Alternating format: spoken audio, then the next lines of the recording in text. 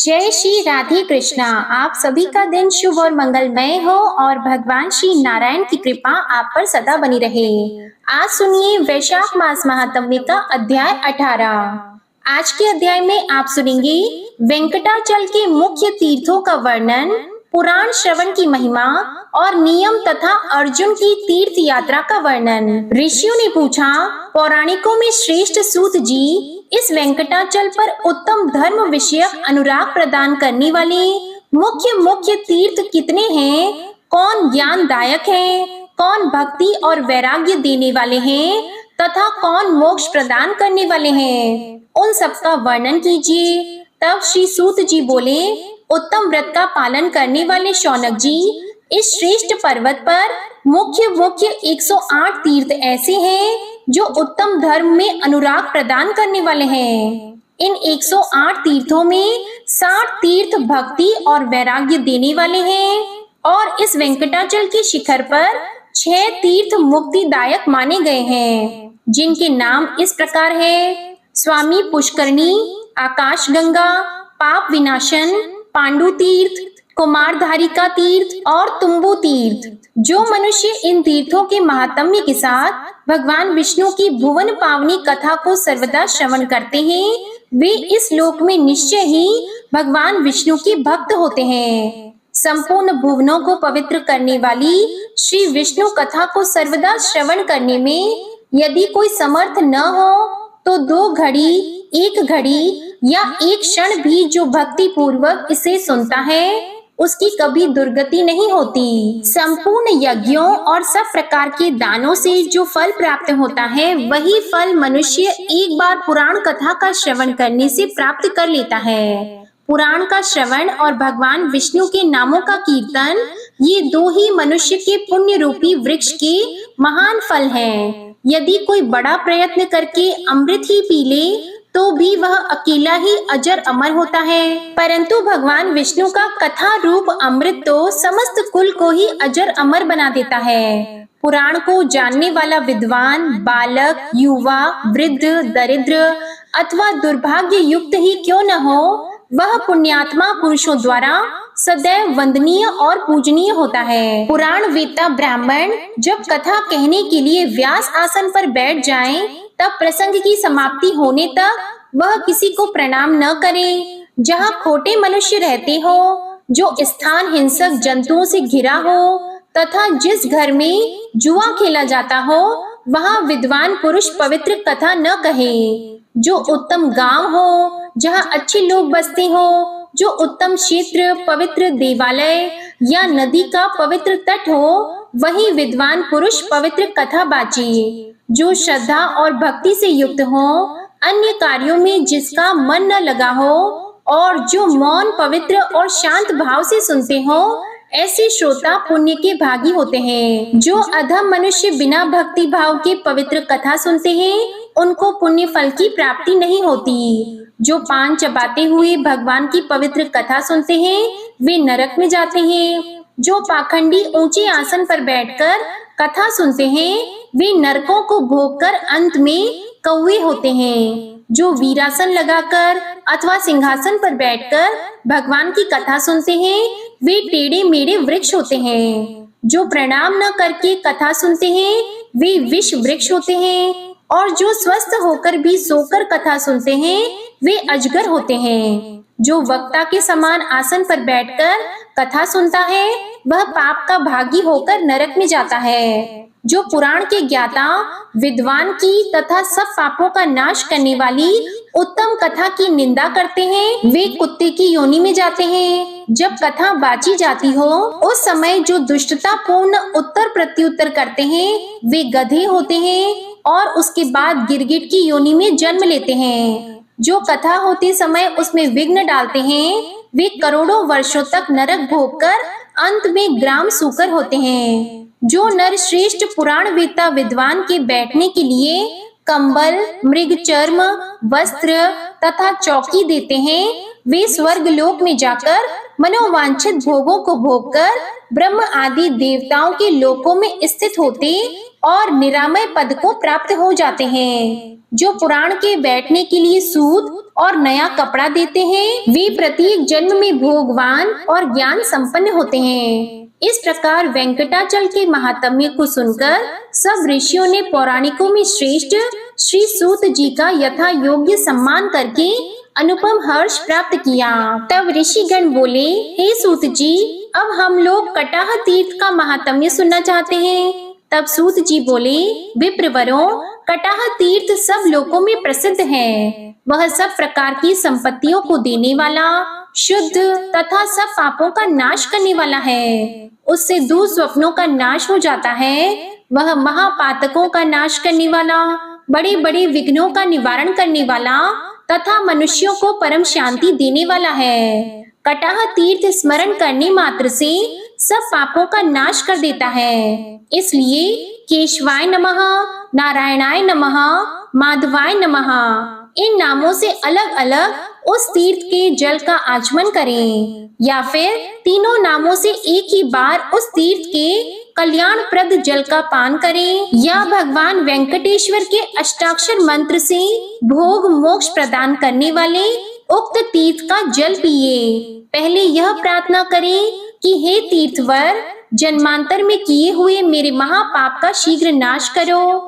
उसके बाद मोक्ष मार्ग के एकमात्र साधन कटाह तीर्थ के जल का नित्य पान करें। स्वामी पुष्करणी तीर्थ का स्नान, वाराह स्वामी का दर्शन और कटाह तीर्थ के जल का पान, ये तीन बातें त्रिलोकी में दुर्लभ हैं। कटाह तीर्थ का यत्न पूर्वक दर्शन करना चाहिए, क्योंकि उस तीर्थ का परम उत्तम जल पीकर पापी भी कृतार्थ हो जाते हैं। हे ब्राह्मणों, कटाह तीर्थ का महात्म्य मैंने जैसे सुना था उसी प्रकार तुम्हें बताया है। अब मैं एक दिव्य पापनाशक कथा सुनाता हूँ, तुम सब लोग सावधान होकर सुनो। द्वापर युग की बात है। कुंती के पुत्र पांचों पांडव परम बुद्धिमान राजा द्रुपद से उनकी पुत्री याज्ञसेनी को पाकर धृतराष्ट्र की आज्ञा से हस्तिनापुर में गए। वहां पितामह भीष्म तथा अंबिका नंदन धृतराष्ट्र के द्वारा सम्मानित होकर उन्होंने दुर्योधन आदि के साथ 5 वर्षों तक निवास किया। इसके बाद भीष्म आदि के समझाने से महायशस्वी धृतराष्ट्र ने अपने कुल के सभी बड़े बूढ़ों के सामने और भगवान श्री कृष्ण के आगे पांडवों की सेवा से प्रसन्न होकर उन्हें आधे राज्य के साथ खांडवप्रस्थ, वर्तमान में दिल्ली, इस नाम से नगर प्रदान किया। तब धृतराष्ट्र आदि कौरवों की अनुमति लेकर सब पांडव श्री कृष्ण के साथ खांडवप्रस्थ में चले गए। वहां विश्वकर्मा से सुरक्षित इंद्रप्रस्थ नामक पुर में रहते हुए भाइयों सहित युधिष्ठिर ने पृथ्वी का पालन किया। भगवान श्री कृष्ण के द्वारका चले जाने पर धर्म के जानने वाले कुंती पुत्रों ने नारद जी के उपदेश से द्रौपदी के विषय में यह प्रतिज्ञा की कि द्रौपदी क्रमशः 1-1 वर्ष 1-1 पांडव के घर में निवास करेगी। इस निर्णय के बाद जो दूसरे भाई के घर में रहती हुई पांचाल राजकुमारी द्रौपदी को देख लेगा, उसे 1 वर्ष तक तीर्थ दर्शन करना पड़ेगा। इस प्रकार प्रतिज्ञा करके वे पांडव आलस्य छोड़कर सामान्य लौकिक व्यापारों में संलग्न होकर समय व्यतीत करने लगे। इसके बाद एक दिन उसी जनपद के निवासी ब्राह्मण ने राजा के आंगन में खड़े होकर कई बार पुकार लगाई, महाराज, चोरों ने मेरी गाय चुरा ली। तो उसकी आवाज सुनकर अर्जुन वहां आए और ब्राह्मण को सांत्वना देकर अपने अस्त्र शस्त्र लाने के लिए शीघ्रता पूर्वक शस्त्रागार को गए। वहां उन्होंने द्रौपदी और राजा युधिष्ठिर को एक जगह बैठे देखा। इस विषय में की हुई प्रतिज्ञा को जानते हुए भी उन्होंने वहां से धनुष और बाण ले लिए और युद्ध में लुटेरों को मारकर ब्राह्मण की गाय लौटा ली। फिर उसे ले जाकर ब्राह्मण को आदर पूर्वक समर्पित कर दिया।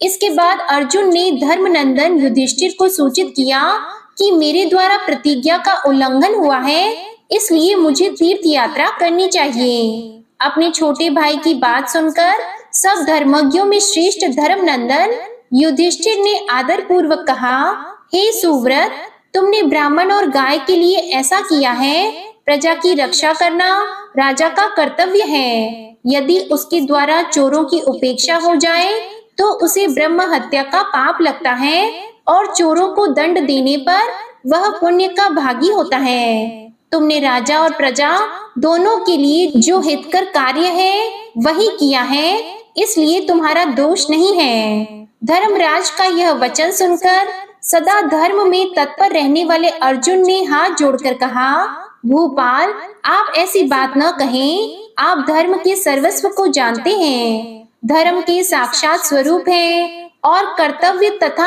अकर्तव्य के ज्ञाता हैं। समर्थ पुरुष को अपनी की हुई प्रतिज्ञा का कभी भी उल्लंघन नहीं करना चाहिए। हे आर्य, यदि मुझ पर दया करके मुझे तीर्थों में जाने से रोक देंगे तो संसार के मनुष्य यदि मुझे हत प्रतिज्ञ कहने लगे तो उन्हें कौन रोक सकता है। मेरा मन भी तीर्थ यात्रा की उत्कंठा से उतावला हो रहा है।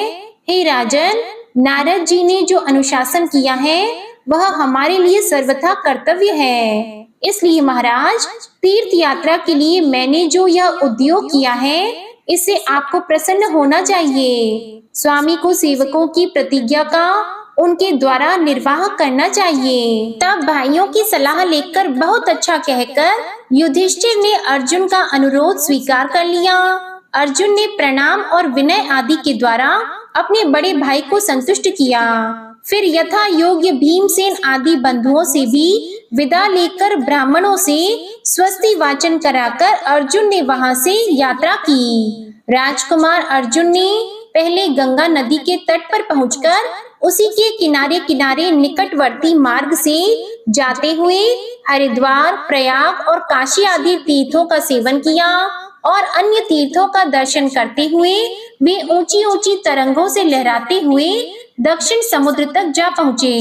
फिर परम पवित्र महानदी, प्रसिद्ध पुरुषोत्तम तीर्थ और सिंहाचल का दर्शन करके उन्होंने अपने को कृतकृत्य माना। इसके बाद अर्जुन ने समस्त पातक समूह का विनाश करने के कारण अतिशय गौरव को प्राप्त हुई पुण्यमयी गोदावरी नदी का दर्शन किया।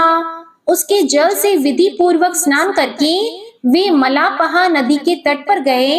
उसके दर्शन से उन्हें बड़ी प्रसन्नता हुई। उसके बाद वे सरिताओं में श्रेष्ठ कृष्ण वेणी नदी के समीप जा पहुँचे और भगवान शंकर के निवास स्थान श्री पर्वत का दर्शन किया। फिर पिनाकिनी नदी को पार करके देवताओं और ऋषियों द्वारा सेवित वेंकटाचल पर्वत पर दर्शन किया, जो भगवान नारायण का प्रिय निवास है। उस पर्वत के शिखर पर स्थित संपूर्ण लोकों के एकमात्र स्वामी सुप्रसिद्ध भगवान श्री हरि का अर्जुन ने कल्याण की सिद्धि के लिए भक्ति पूर्वक पूजन किया। इसके बाद महापर्वत वेंकटाचल के शिखर से उतरकर उन्होंने सिद्धों और मुनियों के समुदाय से सेवित सुवर्ण मुखरी नाम वाली नदी का दर्शन किया, जिससे मुनिवर अगस्त्य जी यहाँ लेकर आए थे। जय श्री कृष्णा। आज का अध्याय यहीं समाप्त हुआ। इसके आगे का वृतांत आप अगले अध्याय में सुनेंगे। अब आप सुनिए विष्णु चालीसा का पाठ। विष्णु सुनिए विनय सेवक की चित लाए, कीरत कुछ वर्णन करो दीजिए ज्ञान बताए। नमो विष्णु भगवान खरारी, कष्ट नशावन अखिल बिहारी। प्रबल जगत में शक्ति तुम्हारी, त्रिभुवन फैल रही उजियारी। सुंदर रूप मनोहर सूरत, सरल स्वभाव मोहनी मूरत। तन पर पीतांबर अति सोहत, बैजंती माला मन मोहत। शंख चक्र कर गदा विराजे, देखत दैत्य असुर दल भाजे। सत्य धर्म मद लोभन गाजे, काम क्रोध मद लोभन छाजे। संत भक्त सज्जन मन रंजन, धनुज असुर दुष्टन दल गंजन। सुख उपजाए कष्ट सब भंजन, दोष मिटाय करत जन सज्जन। पाप काट भव सिंधु उतारण, कष्ट नाश कर भक्त उबारण। करत अनेक अनेक रूप प्रभु धारण, केवल आप भक्ति के कारण। धरणी धेनु बन तुम ही पुकारा, तब तुम रूप राम का धारा। भार उतार असुर दल मारा, रावण आदिक को संहारा। आप वराह रूप बनाया, हिरण्याक्ष को मार गिराया। धर्मस्य तन सिंधु बनाया, 14 रत्नन को निकलाया। अमिलख असुरन द्वंद मचाया, रूप मोहिनी आप दिखाया। देवों को अमृत पान कराया, असुरन को छवि से बहलाया। कूर्म रूप धर सिंधु मझाया, मंदराचल गिरि तुरत उठाया। शंकर का तुम फंद छुड़ाया, भस्मासुर को रूप दिखाया। वेदन को जब असुर डुबाया, कर प्रबंध उन्हें ढूंढवाया। मोहित बन कर खल ही नचाया, उस ही कर से भस्म कराया। असुर जलंधर अति बलदाई, शंकर से उनकी न लड़ाई। हार पार शिव सकल बनाई, कीन सती से छल खल जाई। सुमिरन कीन तुम्हें शिव रानी, बतलाई सब विपत कहानी। तब तुम बने मुनीश्वर ज्ञानी, वृंदा की सब सुरति भुलानी। देख 3 धनुज शैतानी, वृंदा आए तुम्हें लपटानी। हो स्पर्श धर्म क्षति मानी, हना असुर उर शिव शैतानी। तुमने ध्रुव प्रहलाद उबारे, हिरणाकुश आदिक खल मारे। गणिका और अजामिल तारे, बहुत भक्त भव सिंधु उतारे। हरहु सकल संताप हमारे, कृपा करहु हरि सिरजनहारे। देखहु मैं निज दर्श तुम्हारे, दीप बंधु भक्तन हितकारे। चाहता आपका सेवक दर्शन, करहु दया अपनी मधुसूदन। जानो नहीं योग्य जब पूजन, होय यज्ञ स्तुति अनुमोदन। शील दया संतोष सुलक्षण, विदित नहीं व्रत बोध विलक्षण। करहु आपका किस विधि पूजन, कुमति विलोक होत दुख भीषण। करहु प्रणाम कौन विधि सुमिरन, कौन भांति मैं करहु समर्पण। सुर मुनि करत सदा सेवकाई, हर्षित रहत परम गति पाई। दीन दुखिन पर सदा सहाई, निज जन जान लेव अपनाई। पाप दोष संताप नशाओ, भव बंधन से मुक्त कराओ। सुत संपत्ति दे सुख उपजाओ, निज चरणन का दास बनाओ। निगम सदा ये विनय सुनावे, पढ़े सुने सो जन सुख पावे। श्री विष्णु चालीसा समाप्त होती है। प्रेम से बोलिए भगवान विष्णु और माता लक्ष्मी की जय। आपको आज की कथा पसंद आए तो वीडियो को लाइक करिएगा, शेयर करिएगा, कमेंट में भगवान श्री लक्ष्मी नारायण जी की जय लिखिएगा और चैनल को भी सब्सक्राइब करिएगा। इसी के साथ आज आप हमारे चैनल पर विनायक चतुर्थी व्रत की कथा भी जरूर सुनिएगा। प्रेम से बोलिए श्री हरि विष्णु जी की जय।